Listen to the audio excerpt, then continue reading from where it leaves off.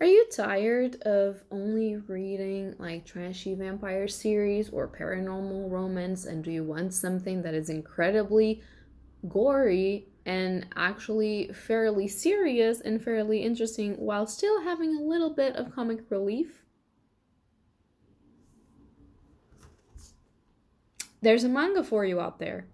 Hello, beautiful bookworms! My name is Katarina, and welcome to my channel. And today I'm going to be doing another manga review, and in this case, is a horror slash vampire manga review slash sort of detective manga. And I am very excited about this. This is the first volume of what I do believe is going to be a new series. And this new series, particularly, is kind of inspiring me a lot to keep on reading and searching new vampire stories, since it was a great beginning for a new series and a great beginning for those of us that like the dark and gory aspects of vampire tales, but also like a little bit of comic relief, and also like our main characters to be like having serious issues, which is pretty normal when you have a serious vampire story. So the manga that I'm talking about, if you're not yet familiar with, is called Momo the Bloodtaker. This is volume 1, and this is by Akira Sushito. Apparently the story and art as well, which you know that I always love people that are able to tell a story and narrative and also draw brilliantly, which is actually the case for Akira Sushito. I am in love with all of the art style of this manga, and I'm in love with the story that this author is trying to tell, but one thing at a time. So, Momo the Bloodtaker tells us the story of this detective called, I have to go check in the back, Mikogami Keigo. And Keigo is a very good humored person. He is a very nice detective. He used to be top of his game. However, something happened 10 years ago that had to do with him and his family that kind of messed him up a little bit. And Keigo is apparently aware of the supernatural, in this case, vampires. There's been a string of murders throughout the entirety of the city of Tokyo that people cannot solve, and that for him are connected directly to vampires. The vampires in here, except for the main character in present, are not cute and beautiful and like shining in the sun. No, they are creepy and they are scary and they're gross sometimes, which is amazing, and I'm really happy that we went back there because I really like those types of vampires. So there's something going on with this detective. There's a rival that he's trying to get and that he believes is responsible for these crimes. I will not tell you why, but you will see why. And Momo, this cute little vampire, decides to help him one day when he's on a pitch, and she stops him from dying and transforms him into her underling.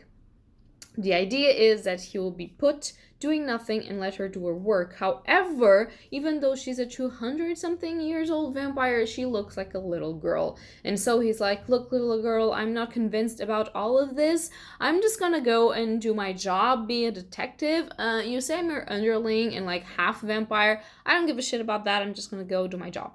And he does not respect her in the least. And she's like, why the fuck nobody respects me? I'm like 200 years old. And she has this companion, which is like a dog with a forked tail that has a skull of a goat as head. And it's so cool. He's called Dante, and he's obviously the comic relief of the series. Don't be fooled by her appearance. Don't be fooled by all of the tone of the series that I've been trying to transmit to you. This series is fucking dark. Already, there have been deaths that I wasn't expecting, and the presentation of either the vampires or the moroi, which in this series are not full-blooded vampires, but like humans that vampires transformed to use for their own bidding. The characterization of the teeth, the mouth, the way that the head looks like, it's gross and it's like fear-inducing, actually. Also, one of the things that is pretty cool is the fact that the murders are extremely graphic in a way. Not cool like I really love to see people suffering in a graphic way, but cool like the art style gets you in the mindset of something really weird and creepy is going on, and I don't know if I'm afraid for Keigo's security or if I want him to just full-blown discovers who the fuck is doing this, because we need to know. I am absolutely in love with this. The art style of this, which I'm going to try and show you a little bit without spoiling you, is amazing. How do I don't spoil it? It's like amazing. The teeth in particular are stuff that are really well done, and you know, there's monstrous things going on, and I do think that if you love vampires, or even if you don't love vampires, if you just like aggressive, gory, like blood, fear-inducing tales, then you should read Momo the Bloodtaker.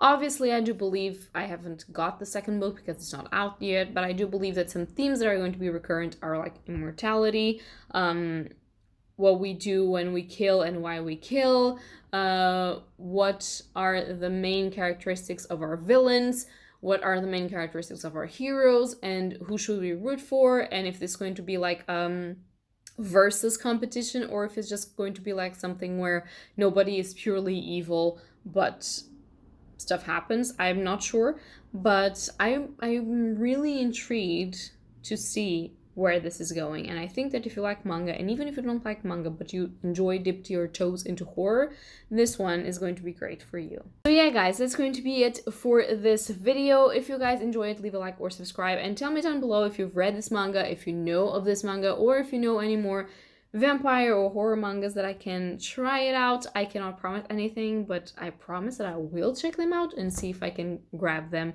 But yeah, that's going to be all for today, and happy readings to all. Bye!